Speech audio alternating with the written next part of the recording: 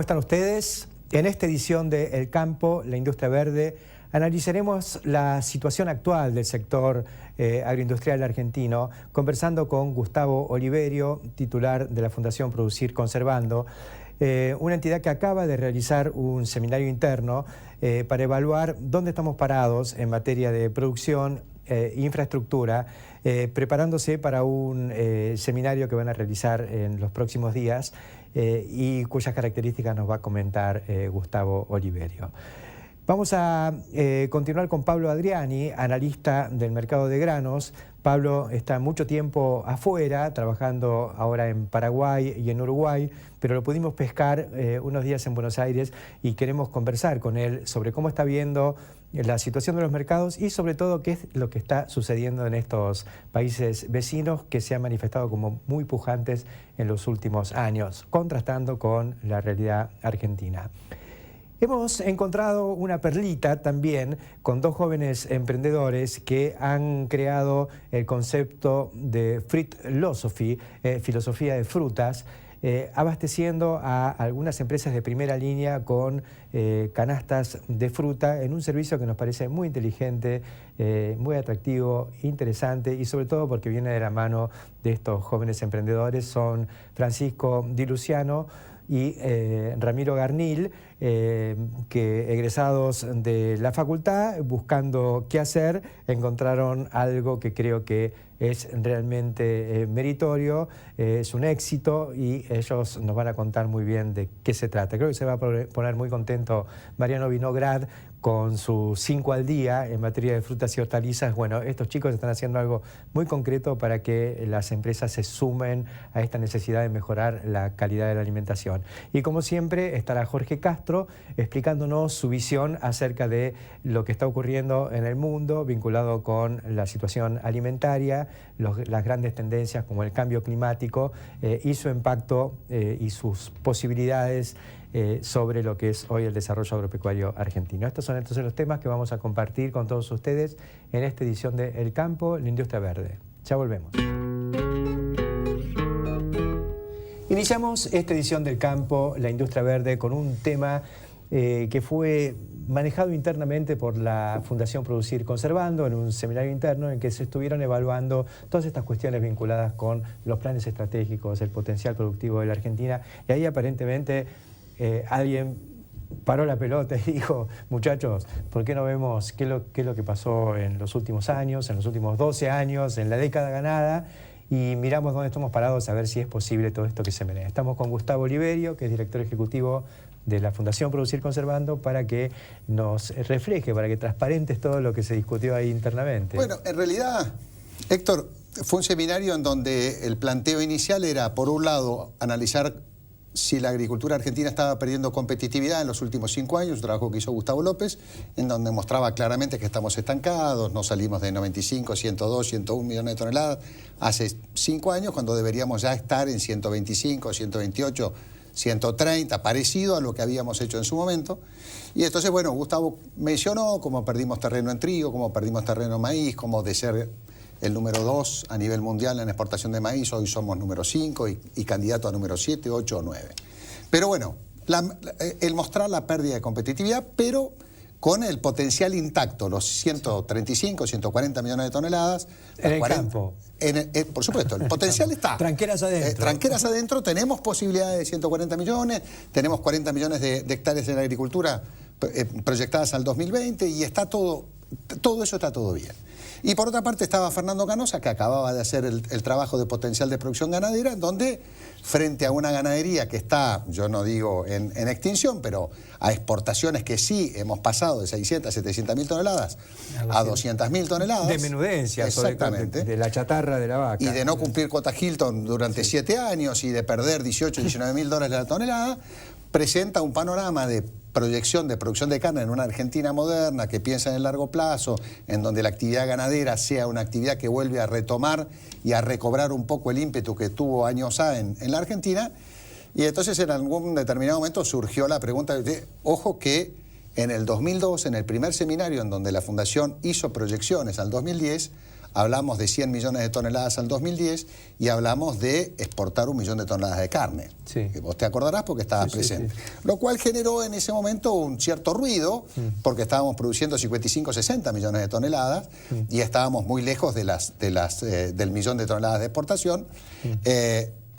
Y la realidad es que a 100 millones de toneladas de granos llegamos, milagrosamente, pero llegamos porque ninguna de las cosas que la Fundación planteaba como que tenían que ocurrir para que eso pudiera lograrse, ocurrieron. Sí. Lo único que ocurrió es que el precio, el aumento de la demanda mundial y el precio se llevó todo por delante. Claro. Y la Argentina no hizo cambios estructurales en lo que hace a transportes, a vías ferroviarias, a rutas. No reinvirtió acorde a ese crecimiento de la producción. No que hizo sí se dio. absolutamente nada o prácticamente nada. Hizo sí mucho desde el sector privado en puertos, se modernizó, prácticamente duplicó la capacidad portuaria de embarque para exportar, Y de duplicó la procesamiento. capacidad de procesamiento, básicamente el complejo leginoso. Es decir, hubo una movida importante del sector privado. Sí. Pero el sector público es como que, digamos, básicamente hizo una cosecha importante de derechos de exportación. Y no volvió nada. Tomó Mirá, 70 y pico de mil millones de dólares en los últimos 10 años con derechos de exportación.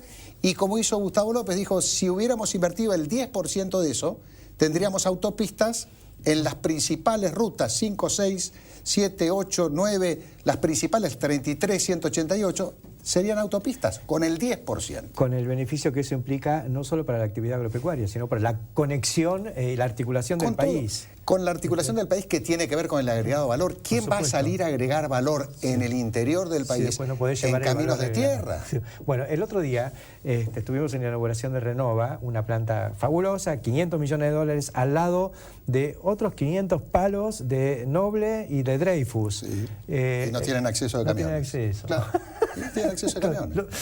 Un papel. Entonces, la realidad que planteamos en la Fundación es decir, ojo, desde el punto de vista del potencial tenemos todo hecho, pero desde el punto de vista de algunos temas centrales, infraestructura, en todo lo que es logística de transporte, infraestructura en todo lo que tiene que ver con la conexión de la realidad del producto primario al procesamiento industrial y al producto terminado, está muy lejos de poder ser real. Por un lado. Y por otro la Argentina es un país que desde el punto de vista de la producción primaria es netamente exportador. Nosotros no podemos pensar, independientemente de que algún iluminado piense en que todo es para la mesa de los argentinos, no se excede la mesa de los argentinos. Y entonces tenemos que exportar. Y el otro gran tema, que lo planteamos hace un par de años, es que la Argentina no tiene una política comercial externa, pero ya no agresiva, como pueden tener otros países del mundo. No tiene política comercial externa. Es decir, la Argentina no sale a vender sus productos, es peor, ni primarios ni elaborados. Hasta no se dieron algunos pasos en el plan o en el terreno de lo fitosanitario, precisamente para... Exactamente, está trabada las negociaciones fitosanitarias para no tener que exportar. La cuota... la 491 o 481 con Europa, claro. o con todo lo que es lo primero, digamos, antes de pretender exportar hay que alinear los planetas desde el punto de vista sanitario en lo que hace a las normas sanitarias. Ni siquiera estamos en esa etapa, ni hablar de tratados de libre comercio. Le vendemos a parte de Latinoamérica que ya tiene tratados de libre comercio con competencia nuestra, al cual no le vamos a poder vender, por ejemplo, maíz, nunca más, porque van a hacer uso de preferencia de los tratados de libre comercio. Me refiero a Colombia, me refiero a muchos países que están avanzando y la Argentina, y peor, la región, el Mercosur, no avanzan en esa dirección. Chile y Colombia están Chile y Colombia están lanzados. Sí. Chile yo no sé si no tiene 10, 12 o 15 tratados de libre comercio con todo el mundo.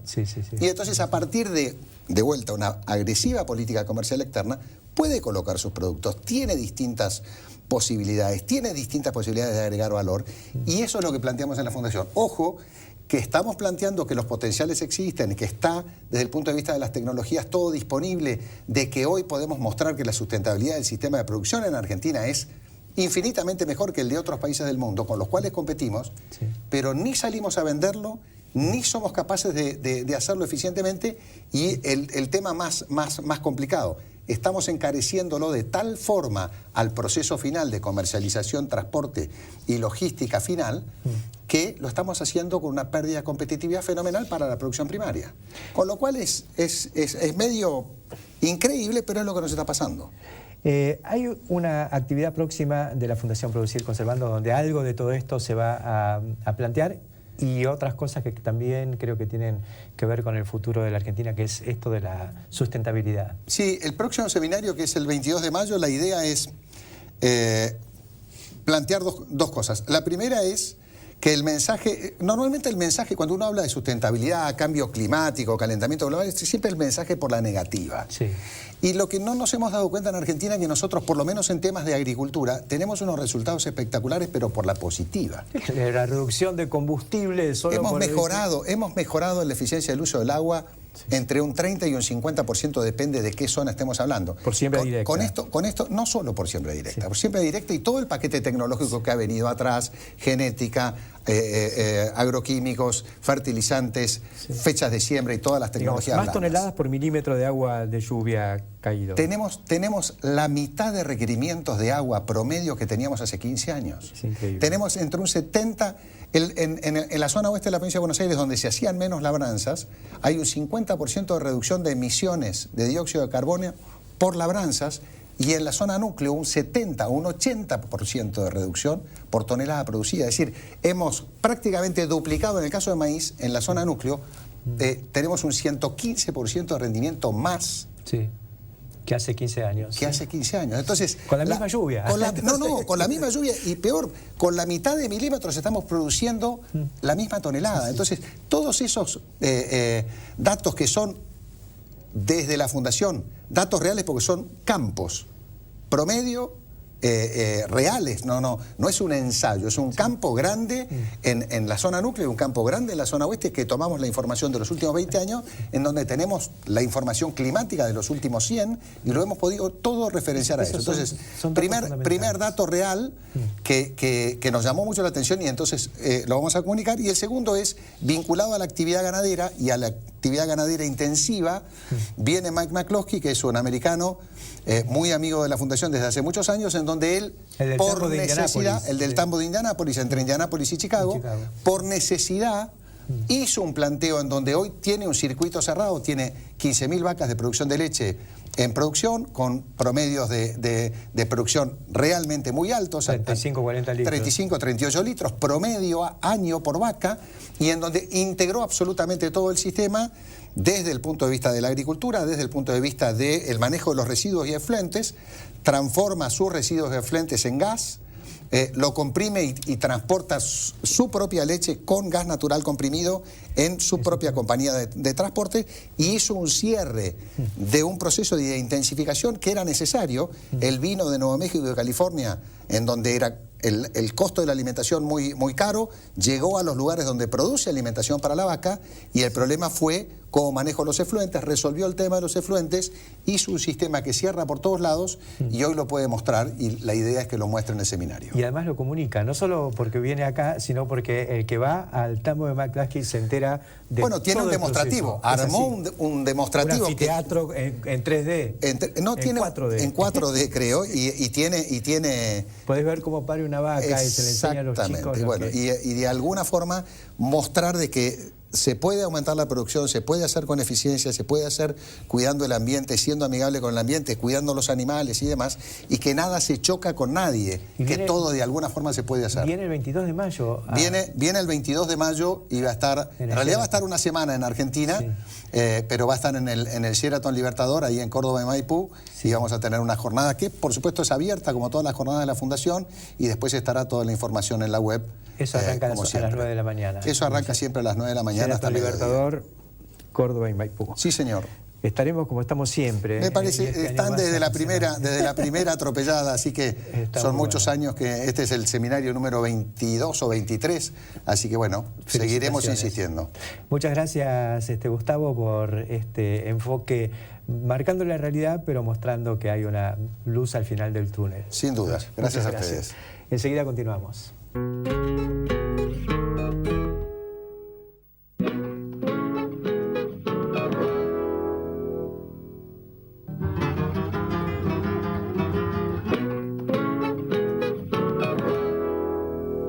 Continuamos en el campo de la industria verde. Vamos a conversar ahora con Pablo Adriani, que hace tiempo que no lo tenemos con nosotros. Está muy atareado, Pablo, analista del comercio de granos, pero me parece que estás con más trabajo afuera que adentro. ¿Por dónde andás? Sí, estamos abriendo nuevos mercados. La consultora tiene ya su pata en Uruguay, o sea, es el mismo esquema, Agripac Uruguay, Agripac Paraguay. O sea, estamos desarrollando consultoría en áreas del Mercosur donde toda la impronta de la soja, la tecnología, las nuevas variedades tiene cada vez más fuerza. Fuimos primero con la tecnología, ahora vamos a ayudarlos también en la parte comercial. Claro, y con otro ambiente de negocios, fíjate que... Está lindo Paraguay, ¿no? Fíjate que en Paraguay, por ejemplo, hubo un proyecto que presentaron unos diputados para poner retenciones a la soja. Sí. Y el mismo presidente Cartés vetó ese proyecto. O sea que tiró un mensaje al sector, como diciendo, este sector lo voy a proteger y no le voy a poner retenciones. Fíjate vos qué cambio, ¿no? Qué distinta cara y seca una misma moneda. Y que puedo decir que hay buen ambiente de negocios, por un lado, porque la macro está mejor, la actitud política, pero además los productores están interesados. Sí, hay mucho interés por tecnología, por mercados, por máquinas. Fíjate vos que Paraguay entra al listado del USDA, del Departamento de Agricultura de Estados Unidos, recién este año. Ajá. O sea, Paraguay aparece por primera vez en la historia del Departamento de Agricultura de Estados Unidos como productor de soja. Y ya tiene 8 millones con de 10 toneladas. millones de toneladas y exportaciones por 3 o 4. O sea, un país que estaba medio, digamos, creciendo de a poquito. Sí. Pero te digo que la sorpresa mía es que la mitad de los productores que están hoy en Paraguay son brasileros. Ajá. O sea, que la impronta brasilera es fuertísima. Mira vos, argentinos pocos. Argentinos hay, pero son pocos. Pero brasileños, viste, son... El otro día en una conferencia en Santa Rita, que es uno de los núcleos, polos sojeros de Paraguay, 650 productores en un concesionario de cosechadoras, una jornada de un día, no era tampoco para hacer ningún lanzamiento, ¿viste? Sí. Simplemente una reunión, digamos, de camaradería con los clientes, y de los 650 productores, 630 eran brasileros. Qué bárbaro. Los conferencistas eran brasileros. ¿Es cierto que Paraguay va a tomar parte del trigo que nosotros dejamos de producir? Bueno, ya está tomando parte. O sea, Paraguay ya es excedente en trigo. Ajá. O sea, que está exportando trigo. País tropical. Claro, entonces... lo que pasa es que Argentina, lamentablemente, ha dado muchas ventajas, ¿no? O sea, ¿qué pasó? Hubo un discurso de la presidenta la semana pasada, retando a los productores de trigo, explicando por qué hay que mantener las retenciones. ¿Cómo recibió eso el mercado? Yo creo que el mercado y los productores lo reciben con un poco de desánimo y de desesperanza, porque la actitud del gobierno de armar un fideicomiso para devolver a aquellos productores que se anoten y le devuelve partes y fideicomiso, es como el que se quiere rascar la oreja derecha con la mano izquierda. Claro. O sea, cuando y aparte lo que estamos hablando son 600 millones de pesos, no llegan a 60, 80 millones de dólares. Eso es lo del año pasado, el invento de Moreno, pero insistir con eso en el 2014... Claro, a mí lo que más me llamó la atención es que la presidenta dijo que hasta fin de su mandato ella no piensa bajar ninguna retención. Con lo cual eso para mí es una definición muy fuerte, es una definición que marca la línea ideológica del gobierno, en donde todos ya sabemos que bajando las retenciones de trigo, el área se multiplica como los peces, el saldo exportable es mayor, el ingreso de divisa es mayor, el ingreso por retenciones es mayor, y el agujero de noviembre, diciembre, enero, que no entra el trigo o el maíz temprano, después el gobierno sale a pedirle a las multinacionales 2.500 millones de dólares de adelanto por la soja. Claro. Entonces son políticas que no se entienden. Te digo la verdad. Después se habla de control del comercio de granos y de inventar una junta o un instrumento, porque los exportadores no sé qué hacen, pero a la hora de buscar divisas tienen que pedirle adelanto, porque las genuinas no llegan por la mala praxis del gobierno. Praxis. Y esta semana se conoció el dato que el primer trimestre del 2014 en exportaciones fue el peor de la década. Se destruyeron las exportaciones de trigo y de maíz. Sí, es así. Por esta política Qué tremendo, que todos conocemos. Te decía eso y lo veníamos silvanando con lo de Paraguay, porque Paraguay, que no tiene condiciones ambientales propicias para trigo, está realmente desarrollándolo. Y yo estuve la semana pasada en Ribeirão Preto, en AgriShow, la gran exposición brasileña, y la pregunta es, ¿es cierto que otra vez van a estar sin trigo? Y bueno, en Argentina. Yo te digo que estos inicios de intención de siembra que dan las bolsas de cereales de Buenos Aires y la Comercio de Rosario, de un 13% más o un 20% más, a mi entender, obedece en un 95% a la inclusión del trigo en la rotación. Es nada más que eso. Que el año pasado no pudieron por factor climático. Y este año vienen con una primavera, salen de un otoño muy llovedor, van a entrar a la primavera con buen nivel de agua. No es por resultado económico. No, es además por necesidad de rotar, no solo por una cuestión de manejo del suelo, sino de manejo de malezas. Exacto. El trigo, soja de segunda viene después, y después otro tema. El productor ya no puede llegar a marzo, abril financieramente. Entonces corta el año noviembre, diciembre con el ingreso del trigo o de la cebada.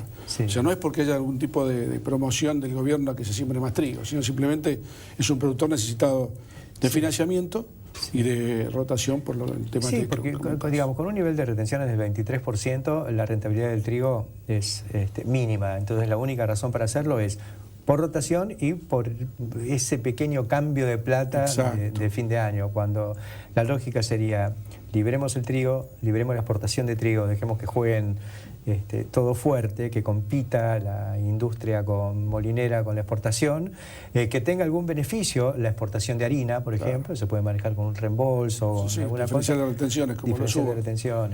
Para el concepto es que el gobierno bajando 10 puntos las retenciones de trigo, el mensaje que trae muy fuerte. Yo creo que la baje 100%. Sí, pero ante la nada, o sea, el tema es que esto como el escorpión con la rana, la diferencia que en este caso el escorpión no le dice a la rana cruzame el charco, sino directamente la pica antes de cruzar. Es tremendo, ¿no? Porque esto desinfló las pocas expectativas que había. Éramos muchos los que estábamos diciendo, señora, un toquecito nada más, firme algo. Reúnese, no se quiere reunir con la mesa de enlace por razones políticas, hable con Argentrigo, con otra gente, hay actores en el negocio, con las bolsas. Pero está demostrado, aparte que la baja de retenciones o la eliminación le genera al gobierno más ingresos. Es así, esto es... Las divisas, que es lo que escasea. Perdemos todos. El problema no es que se equivoque y que pierde los votos. La Argentina pierde 2.000 o 3.000 millones de dólares en el momento en el que más lo necesita. Gracias, Pablo, por estos comentarios. Y bueno, te vamos a atrapar cada vez que andes por la Argentina, te vemos cada vez más afuera. Mucho gusto. Enseguida continuamos. En Bio4 tenemos un compromiso: generar empleo, capacitación y desarrollo tecnológico. Bio4, construimos un futuro con más energía.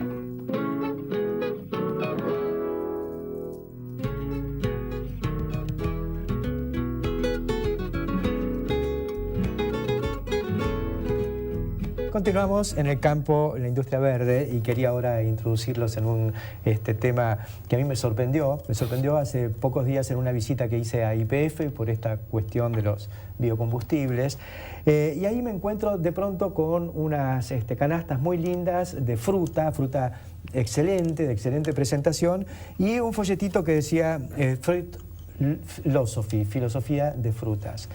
Empecé a preguntar quién hace esto, cómo es, y me dice, no, es un servicio que hemos contratado, que nos viene bárbaro porque la gente sale y come frutas, y pensamos que eso es bueno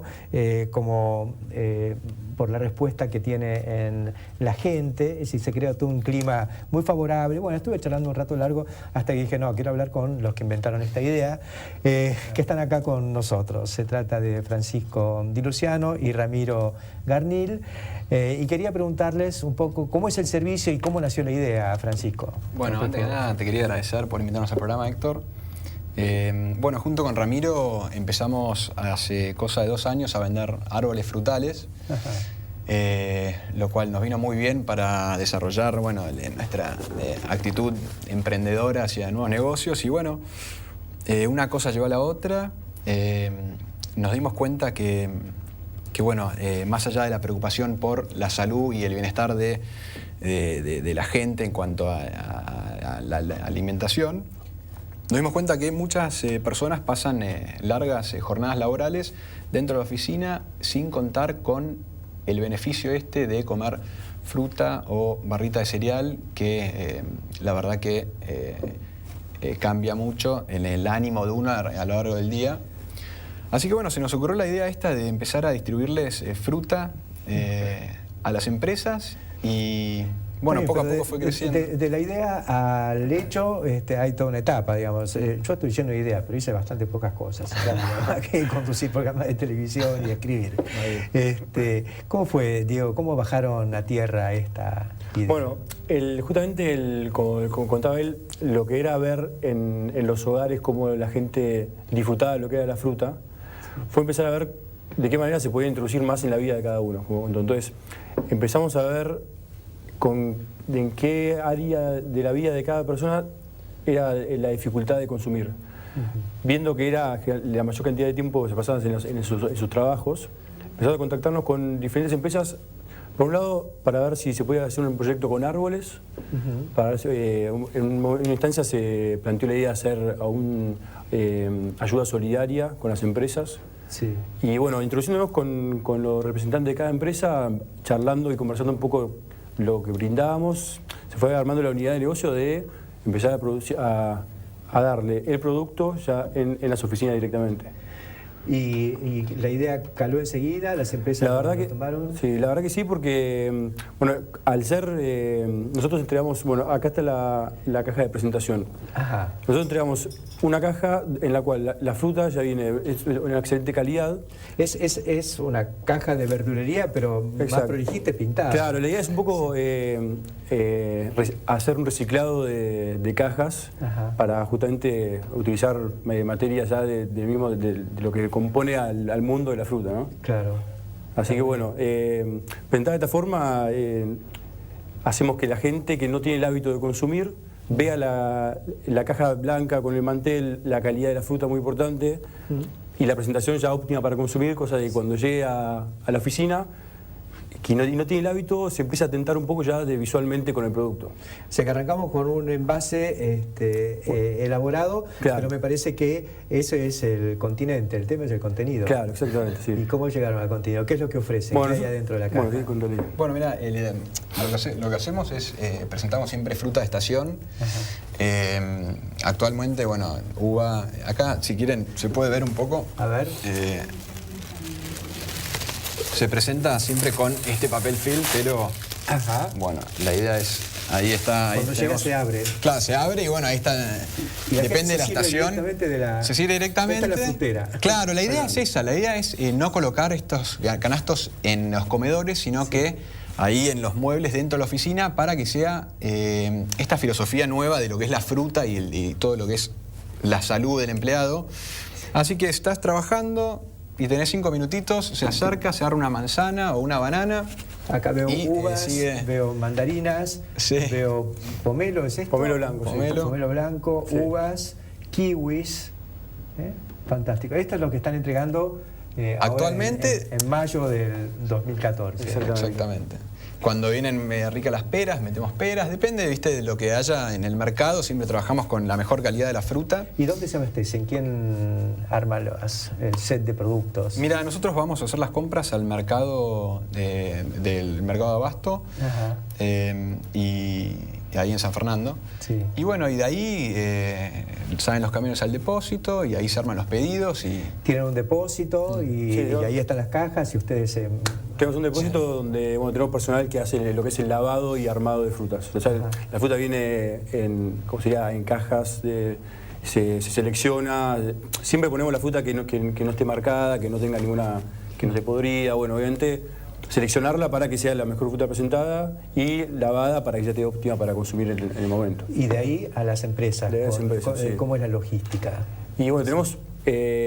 hoy actualmente repartimos todas las semanas. Sí. Estamos repartiendo a 15 empresas distintas.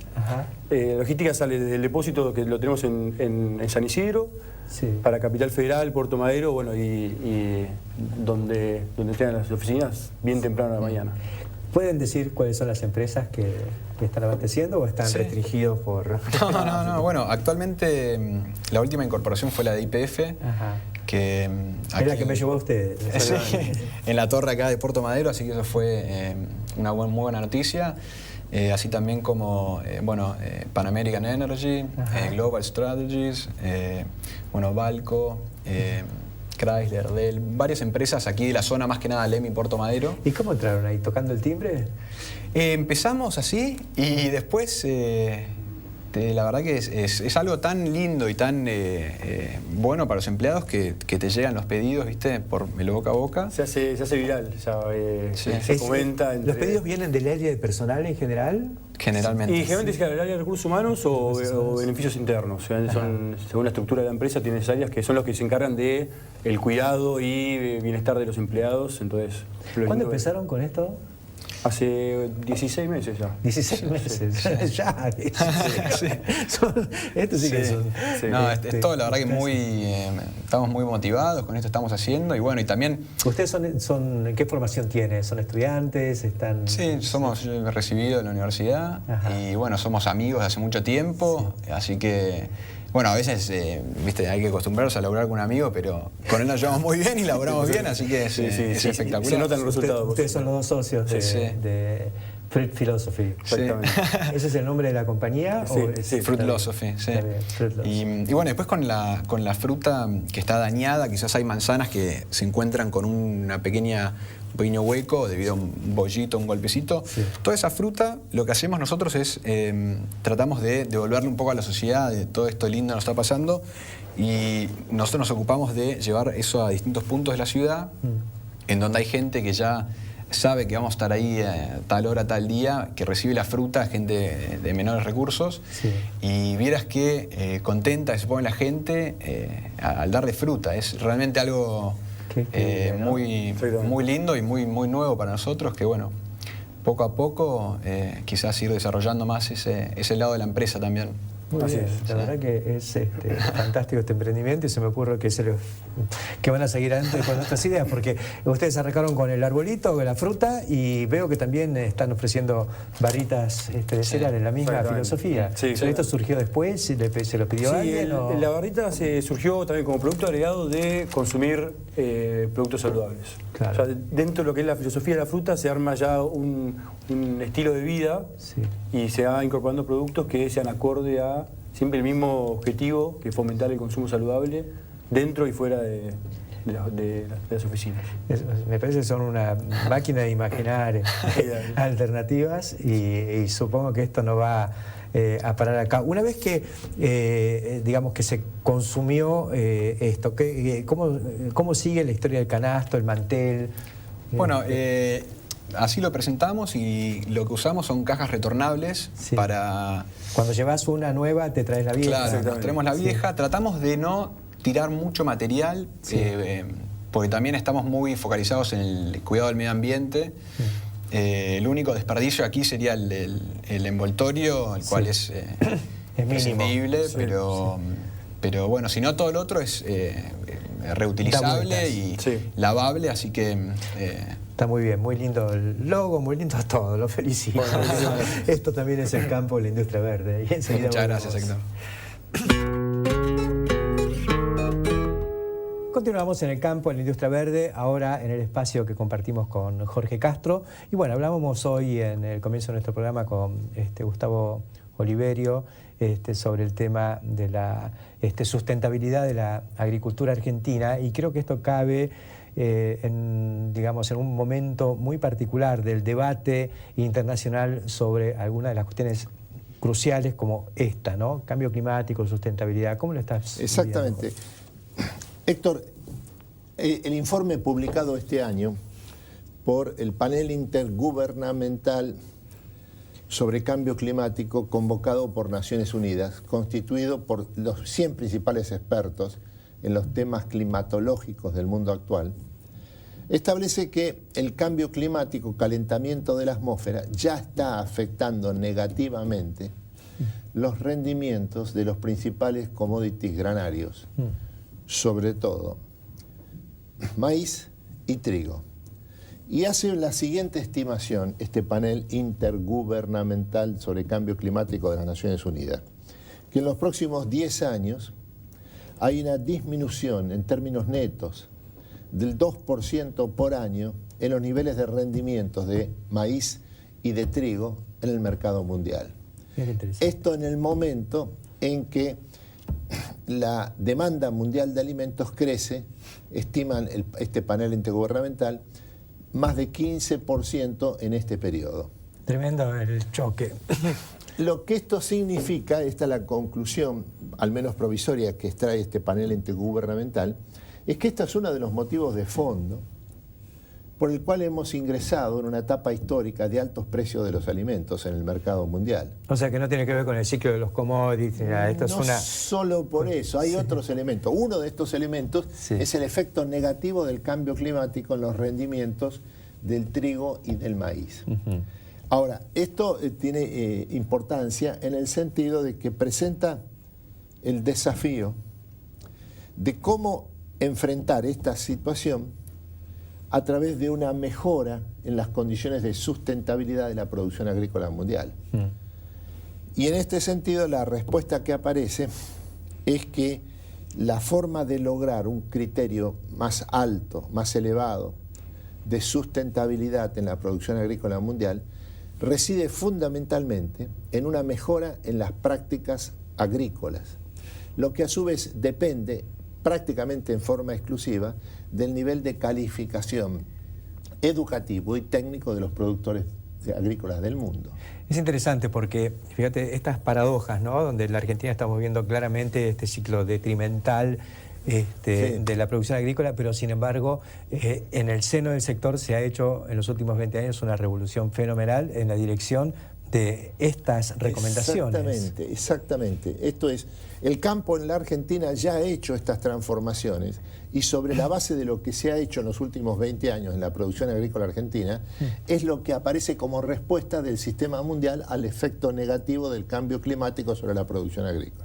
Esto es justamente lo que conversábamos y vuelve a la memoria el tema de este seminario que organiza la Fundación Producir Conservando el 22 de mayo, donde se va a plantear el tema de la sustentabilidad y lo que se está haciendo en el mundo y lo que ha hecho la Argentina. Esto de aumentar los rendimientos con la misma lluvia, digamos, significa eficiencia ambiental. Exactamente, eficiencia ambiental, que es un criterio más amplio que el del simple aumento de la productividad, sobre todo el de la productividad referido al aumento de los rendimientos de la producción agrícola. Claro.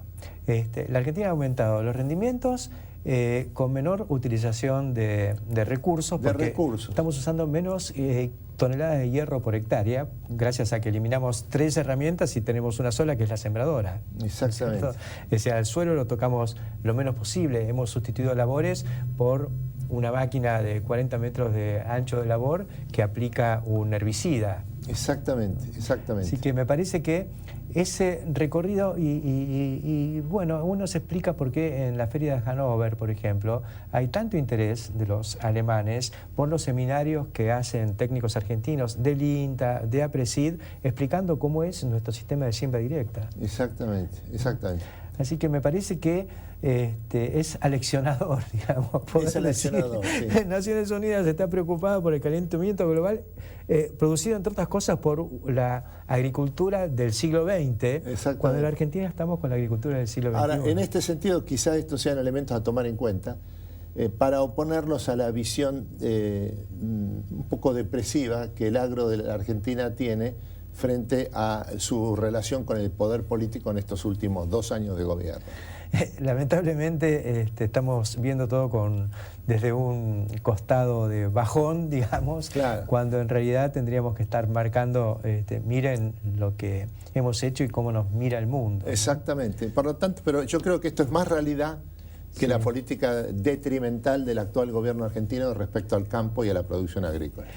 Creo que tenemos que machacar muchísimo sobre esta cuestión. Esto lo hemos hablado incluso con Víctor Trucco, con la gente de APRESID, muchas veces. Los parámetros físicos, digamos, de la producción agrícola argentina son fenomenales. El doble de toneladas por milímetro de agua caída en el ciclo de cultivo. Aumento de los tenores de materia orgánica de los suelos, que está relacionado con esta cuestión del mejor aprovechamiento del agua, porque un suelo más esponjoso capta más el agua de lluvia. El trabajo es como si me hubiera aprendido todo el manual de la siembra directa. Trabajar bajo cubierta significa menos impacto de la gota de lluvia, que es erosiva, digamos, sobre el suelo. Me acuerdo que ya cuando estudiábamos en la facultad teníamos fotos que nos mostraba Jorge Molina, que era el impacto de la bomba atómica de la gota de agua en el suelo descubierto. En Argentina no hay más suelo descubierto. Cuando el agua llega, pega, pero pega sobre el rastrojo, sobre un mulch, y después penetra. Esa cobertura protege al suelo de la evaporación, conserva el agua. Entonces, los cultivos después tienen más potencial porque hay más agua, sin considerar todavía el riego, que es un atributo adicional, ¿no?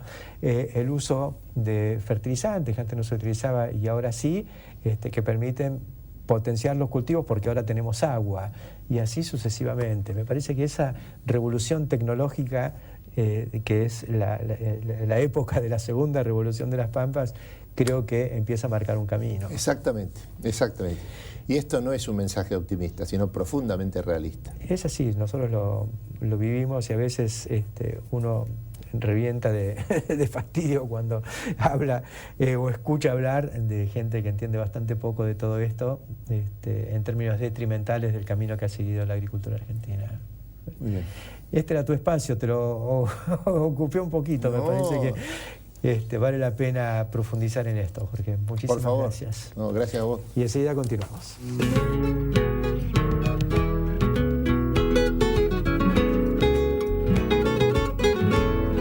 Como reflexión final de esta edición del Campo en la Industria Verde, quería retrotraerme, lamentablemente, porque esto no ha terminado, a el discurso con el que la presidenta Cristina Fernández de Kirchner enterró definitivamente las posibilidades de contar con una campaña aceptable de trigo. Nosotros veníamos sosteniendo desde este programa que con el simple expediente de liberar las exportaciones y arremeter en contra de los derechos de exportación del trigo, en una promesa que muy difícilmente los productores hubieran aceptado, pero que sí quizá se podía haber firmado algo con Argentrigo, o con las bolsas, quizá con alguna de las entidades del campo, para lograr una campaña importante en virtud de la necesidad de divisas que está adoleciendo hoy la economía argentina. En lugar de eso, la presidenta tomó la cadena y empezó otra vez a bombardear al campo con ideología, con teorías remanidas, con teorías absolutamente obsoletas. Yo recuerdo cuando me iniciaba en esta actividad como comunicador en temas agropecuarios, tuve que pasar un tiempo analizando el plan trienal del año 74, elaborado por el gobierno de Perón de aquel momento. Me acuerdo que asistí a más de una reunión en la que el secretario de Agricultura, por entonces Horacio Giberti, explicaba su teoría de la tijera de los precios. ¿Qué es lo que él sostenía? Él veía que los precios agrícolas iban bajando y la producción iba subiendo en todo el mundo. Entonces él decía que el estímulo para que los productores en todo el mundo, y sobre todo en la Argentina, produjeran más era bajar los precios. Un absurdo que condenó a la Argentina al atraso durante años, porque eso significaba que los productores eran insensibles a los estímulos económicos, con lo cual se justifica cualquier exacción, concretamente las retenciones o la historia de la metodología del garrote en lugar de la zanahoria. ¿Cuál era el garrote?